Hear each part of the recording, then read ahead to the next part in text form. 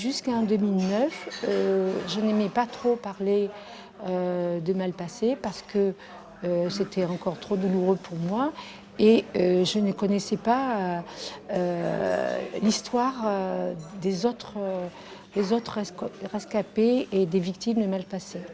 Et cette association m'a permis donc de pouvoir m'extérioriser, de parler, de dire ce que j'avais vécu et donc de rencontrer beaucoup d'autres personnes parce que je pensais que j'étais vraiment presque la seule à avoir vécu ça.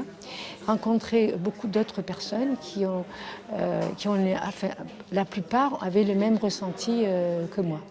Quel ressenti? Alors, le ressenti, c'est que d'abord, on avait vécu un épisode dramatique, étant donné que beaucoup de gens ont été emportés par la vague. Beaucoup de gens se sont retrouvés sans logement, sans plus rien, il n'y avait plus rien. Ils ont perdu des enfants, des membres de leur famille. Et surtout, cette histoire que j'ai vécue moi-même a beaucoup marqué les esprits.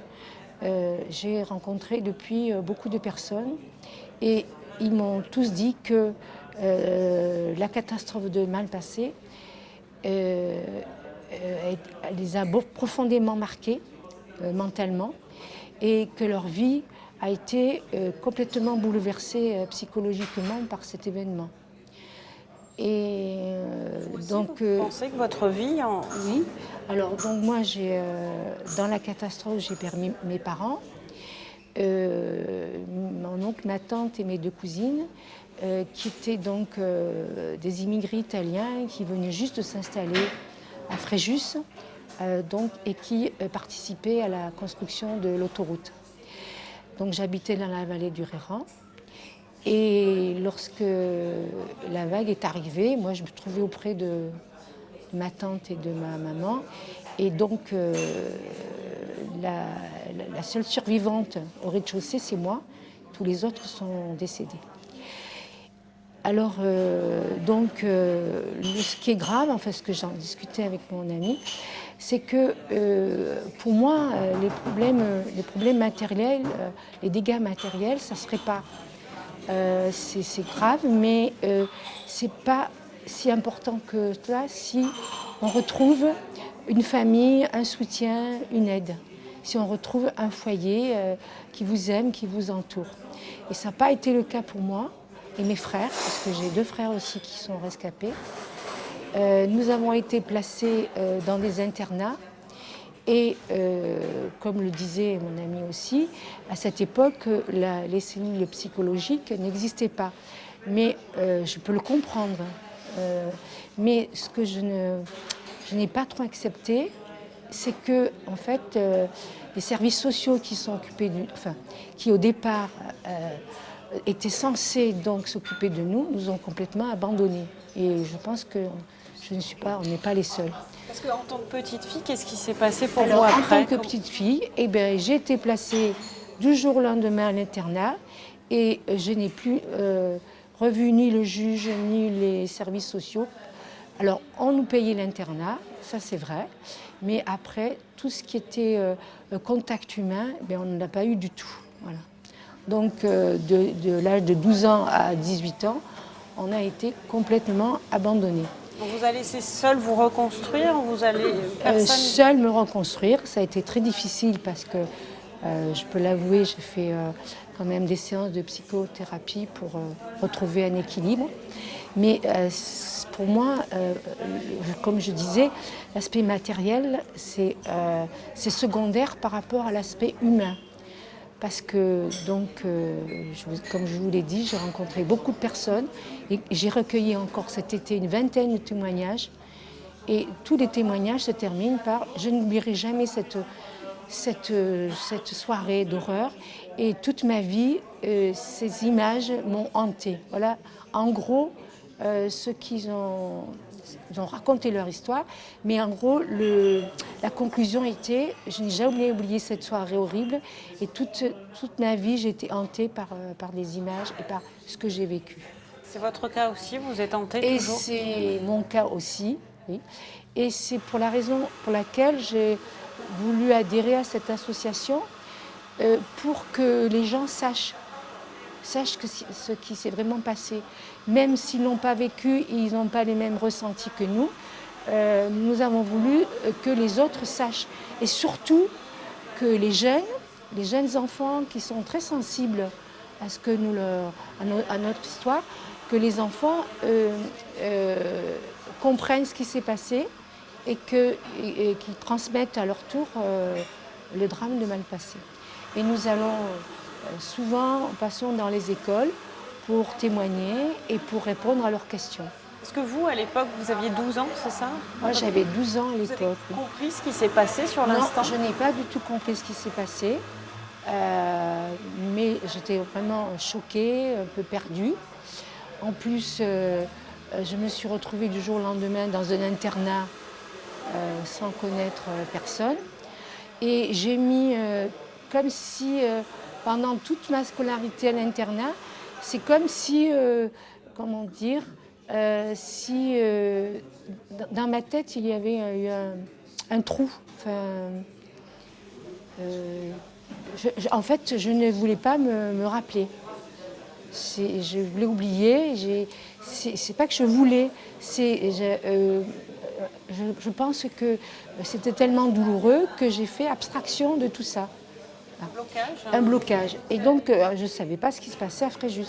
Et j'ai réappris à redécouvrir toute la catastrophe à partir du 50e anniversaire. J'ai redécouvert, en fait, tout le drame humain et puis tous les dégâts, tout ce qui s'était passé donc, pendant cette catastrophe. Cette catastrophe, pour vous, ça a guidé votre vie, ça a inscrit une autre vie qui n'était peut-être pas celle que vous... À 12 ans, vous deviez avoir plein de petits rêves, plein d'envies. À 12 ans, non, je n'avais aucun rêve. C'était m'amuser à la campagne et profiter avec mes amis. Non, je n'avais pas de rêve particulier. Mais je suis devenue institutrice, mais je crois que ce n'est pas par hasard. C'est parce que je voulais m'occuper d'enfants. Je voulais que les enfants soient heureux, qu'ils soient bien dans la classe, qu'ils soient... je pense que c'est pas, le fait que je sois devenue institutrice n'est pas un hasard. Toujours l'envie de transmettre. Toujours l'envie de transmettre, oui.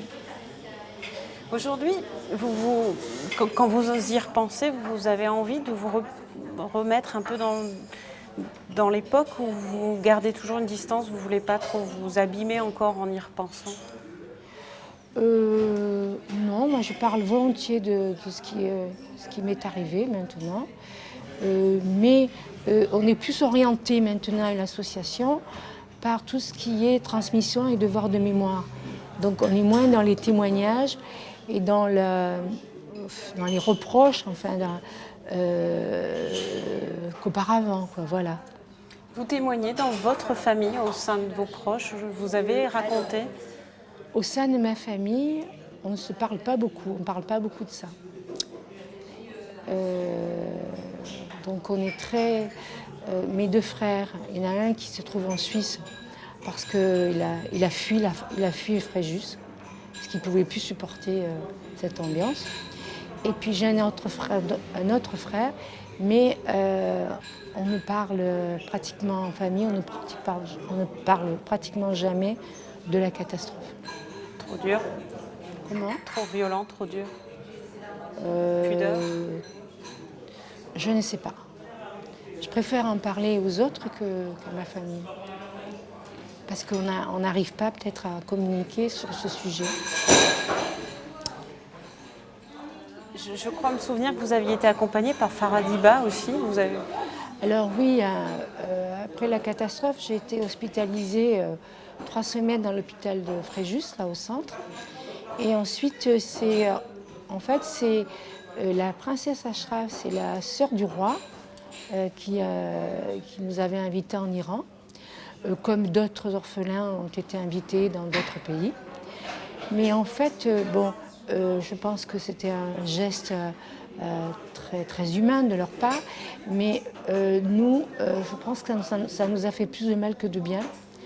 Parce qu'on voulait être là, on voulait savoir ce qui s'était passé. Et surtout, on voulait retrouver nos parents parce qu'on ne nous avait jamais dit qu'ils étaient morts. Et en fait, cette période, qui pour certains aurait pu être un rêve, pour nous, ça a été un cauchemar, mais presque. On vous a éloigné de... Parce qu'on nous a éloignés de notre famille, du lieu, et on ne savait pas ce qui se passait, et on aurait préféré voir les corps de nos parents plutôt que d'aller... Vous n'avez jamais fait le deuil de vos parents, si je comprends bien? Si, on fait le deuil, on arrive quand même à trouver un équilibre, on fait le deuil. Mais moi, je parle des sentiments qu'on a éprouvés à cette époque-là. Voilà. À cet âge-là, on a été plus... comment dire, on n'a pas tellement apprécié les beautés et la gentillesse des personnes qui nous ont accueillis. On était toujours tournés vers la catastrophe et nos parents. Et voilà. Donc pour nous, ça a été très difficile à vivre. C'était pas la bonne réponse à faire. C'était pas la bonne réponse à faire. Voilà. Mais je pense que c'est parti d'un geste humain parce que je pense que les gens voulaient qu'on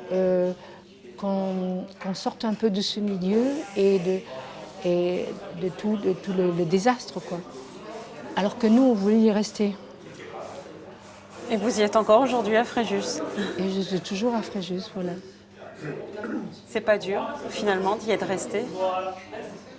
Non, parce que j'ai trouvé ma voie, comme je vous dis, je suis devenue institutrice. J'ai rencontré un mari formidable et je me suis épanouie dans l'association. Et je ne pensais pas que ça ferait autant de bien de parler, de transmettre, de parler, et de dire ce qu'on ressent et de transmettre. Ce qui aujourd'hui s'appellerait peut-être un accompagnement psychologique, comme après ce genre de drame? Peut-être, je pense, peut-être que je ne sais pas exactement ce qui se passe en moi, mais peut-être que c'est une forme de psychothérapie, peut-être.